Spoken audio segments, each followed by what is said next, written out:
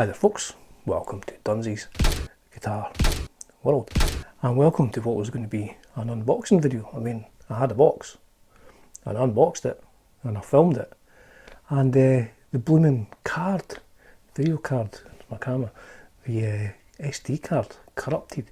So the bad news is I'm not going to be ripping apart a box in front of you. And I didn't notice until I got to the editing stage. I mean, you can imagine my language. I mean, it was all and then a bit of and then finally some.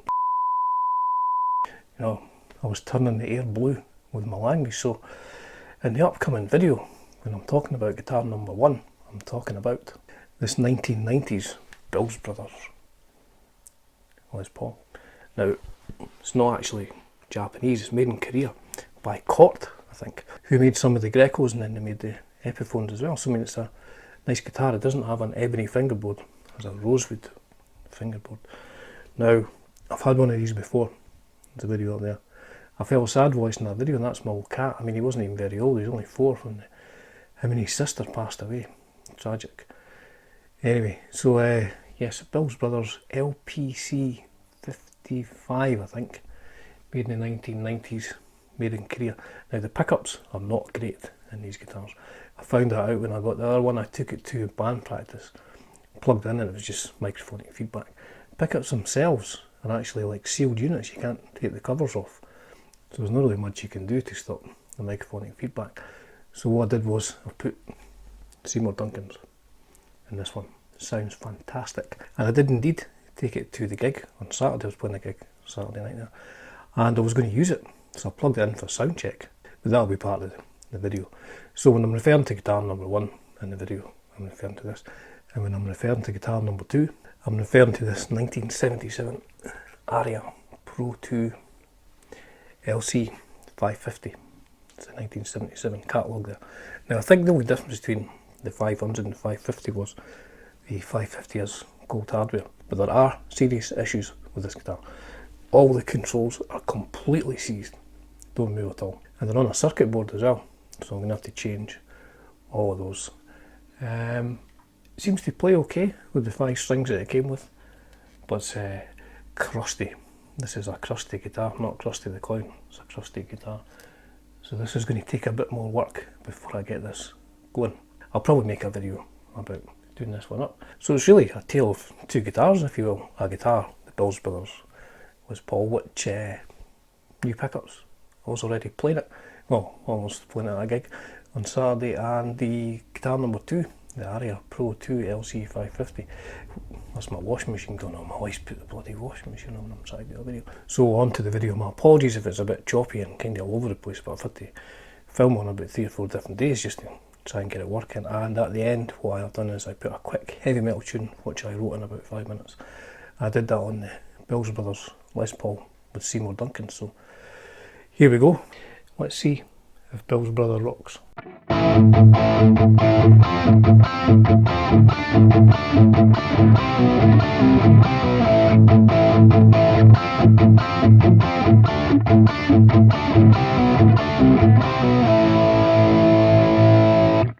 Bridge pickup works.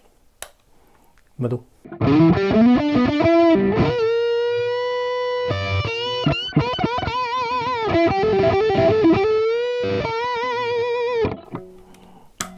Bad. Neck pickup.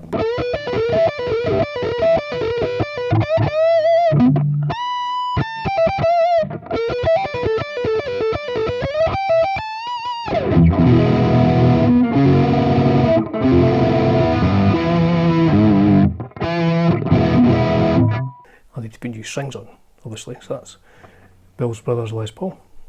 Sounds okay. Guitar number 2. So here's the Aria Pro 2. Fingers crossed. Bridge pickup.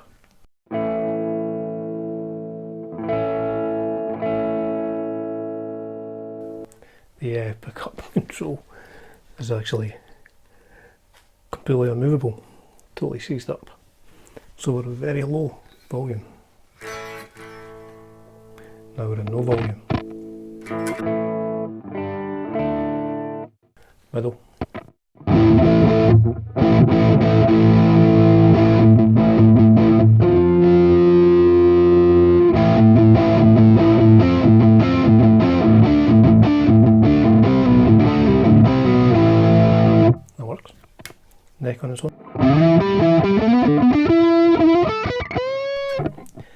These strings are so old and filthy.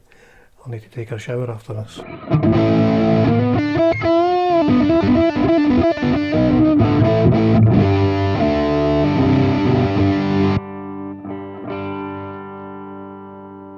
Yes, seized volume control. Okay. So guitar number 1. This Bills Brothers. It's not actually that heavy. Good condition, very good condition. Apart from the pitted hardware, obviously. Neck's slimmer than I'm normally used to, but I can get around that. Bills Brother. So the pickups work. Fret's looking decent shape as well. I mean, I don't want to play too much. I don't think these strings will last too long. This looks like it won't take too much work. As I said before, I've owned one of these guitars, sold it to my friend, but what I found was the pickups are awful pickups. Microphonic feedback. I think I took it to rehearsal, plugged it in, it was like squealing feedback, and that wasn't just my guitar style, it was the pickups. So in that guitar I changed the pickups out, so I think I will be changing out the pickups in this. From memory, I'm sure these are actually sealed units, like epoxy resin sealed, and you can't even take the covers off from memory. So probably change the pickups in this, give it a good clean, brief setup. We'll see where we are. Guitar number 2, the Aria Pro 2 Custom from, I think, 1977. Now, as I said, the volume control for the bridge pickup is completely seized. Can't turn that at all. The pickup seems to work, but very low volume. Neck pickup works. Now, I'm no expert with this guitar. I think needs a very good clean, a hose down with a wire brush and Dettol to get this into shape. Fret's looking not bad shape, I've got to say, but yes, this has seen many Japanese summers come and go, I think, going by the pitting on the hardware. So yes, a good clean, and then I'll need to investigate the issue with the electrics. See if we can do something with that. So today's Friday, doing this unboxing video, filming on a Friday. Tomorrow I'll have a gig in Edinburgh. I had a gig in London last week, that'll be a video coming soon, but tomorrow's gig is a hometown show in Edinburgh.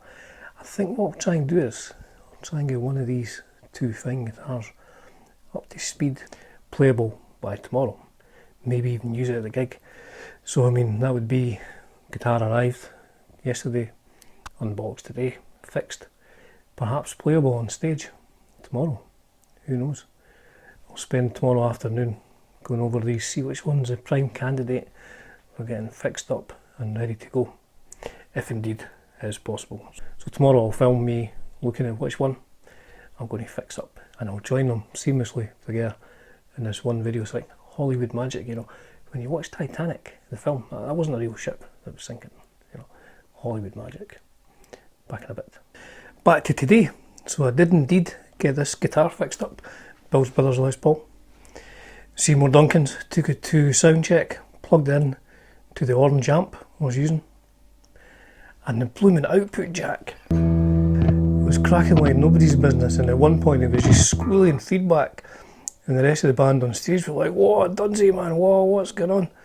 So I ended up not being able to use it, so it just sat there as a spare. I mean, I couldn't take the risk that halfway through the gig I'd get, you know, oh dear. So it sat there, I never used it. I used my Greco EG 5970, I think it is, so I ended up using that.